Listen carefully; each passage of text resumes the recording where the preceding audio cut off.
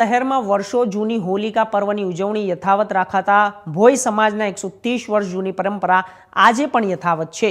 વેરાવળમાં ભોઈ સમાજ દ્વારા જોવા મળી રહી છે ભૈરવ દાદાની પ્રતિમા, જે શહેરીજનો માટે આસ્થાનું કેન્દ્ર બન્યું છે। મારું નામ કુસુમબેન છે, કુસુમબેન ઓરગોનબાચા। આ વર્ષોથી આ પરંપરા ચાલી રહી છે। વર્ષોથી બધી માનતા માને છે એ પૂરી થાય છે બધીની, એટલે વર્ષોથી અમે માનતા અમે માનીએ છીએ એ પૂરી થાય છે। બધી મનોકામના પૂરી થાય છે અમારી। શું માનતા રાખી છે તમારી માનતા પૂરી થઈ? અમે સુખ શાંતિ માટે રાખીએ માનતા, બાળકો માટે રાખીએ માનતા, એવી રીતે રાખીએ। જે માંગવું હોય મળી જાય છે? હા, મળી જાય છે। બધીની મનોકામના પૂરી થાય છે। શ્રદ્ધા રાખો તો મળી જાય, બધી માનતા પૂરી થાય છે। જે આપનો પરિચય? મારું નામ દિનેશ મણિલાલ મહેતા, હું ભોઈ સમાજનો સભ્ય છું।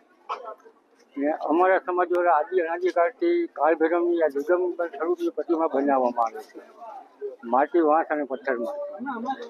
અને આ પ્રતિમાનો જ્યારે સોમનાથ મંદિરનો જીર્ણોદ્ધારનો અવસર ચોપડા છે, એમાં પણ મ્યુઝિયમની અંદર તમને જોવા મળશે। બીજું કે આની સનાતન ધર્મપ્રેમી જનતા આજુબાજુ સોમનાથ વિસ્તારની બધા દર્શનાર્થે આવે છે। અને જે લોકોને શેર માટેની ખોટ છે એ લોકો માનતા લે છે, અને વર્ષ દિવસે માનતા પૂરી થાય એ કાળ ભૈરવ દાદાને હાયા ચડાવે છે।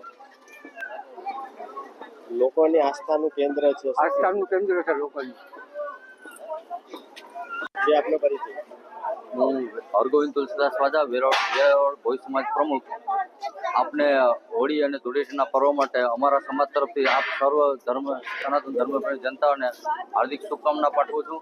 અને અમારા સમાજ દ્વારા બનતી જે કાળ ભૈરવ દાદાની પ્રતિમા, જે ઇકો ફ્રેન્ડલી રીતે માટી, પથ્થર, વાંસ અને ગૌમૂત્ર અને પંચગવ્યથી બનાવવામાં આવે છે। અને આ આશરે અમને યાદ છે ત્યાં સુધી અમારા બાપ દાદાને પણ ખ્યાલ નથી કેટલા વર્ષથી બનતો આવે, પણ બહુ ઘણા લાંબા સમયથી બનતી આવે। જ્યારે લાઇટ પણ નથી અને ફાનસ યુગ હતો ત્યારથી આ બનતી આવે છે। અમારી પાસે બ્રિટિશ કાળ સમયનો 130 વર્ષ પહેલાનો ફોટોગ્રાફ છે, બ્લેક એન્ડ વ્હાઇટ ફોટોગ્રાફ સાચવેલી અવસ્થામાં અમારા સમાજ દ્વારા રાખવામાં આવેલ છે। અને આ પ્રતિમા દર પૂનમે હોળીના દિવસે બનાવવામાં આવે છે। અને એના મહિના દિવસ પહેલાની અલગ અલગ મિત્ર મંડળ દ્વારા અલગ અલગ તૈયારીઓ કરવામાં આવે છે, અને દરેક ટીમ બનાવી અને અલગ અલગ કામગીરી સોંપી અને આ ઇકો ફ્રેન્ડલી ભૈરવ દાદાની પ્રતિમા બનાવવામાં આવે છે। અને સમાજના દરેક લોકો આ બનાવવા માટે જે જાનથી તનતોડ મહેનત કરે છે, અને એનું પરિણામ આવે છે કે હોળીના એક દિવસ આગળ આ પ્રતિમાનું નિર્માણ થાય છે। અને આ પ્રતિમા રાત્રે 12 વાગે એના શીશમનું જે ભગવાન ભૈરવનાથ દાદાનું મુખ છે, જે આદિકાળથી અમે સાચવીને અમારી પરંપરા મુજબ સાચવેલું છે, એ મુખ પ્રસ્થાપિત કરી અને લોકોના દર્શનાર્થે આ કાળ ભૈરવ દાદાને દર્શન ખુલ્લા મૂકવામાં આવે છે। અને જે લોકોને આમાં બહુ મોટી માન્યતા લોકોની છે કે બાપા પાસે જે પણ ખોળો પાથરીને માંગે છે એ બધું પરિપૂર્ણ કરે છે। અને ખાસ કરીને જે દંપતી સંતાન ન હોય એ લોકોની મનોકામના સાંભળી અને બાપા એ લોકોની માનતા પૂર્ણ કરી અને જે સંતાનની ખોટ હોય એ પૂર્ણ કરે છે।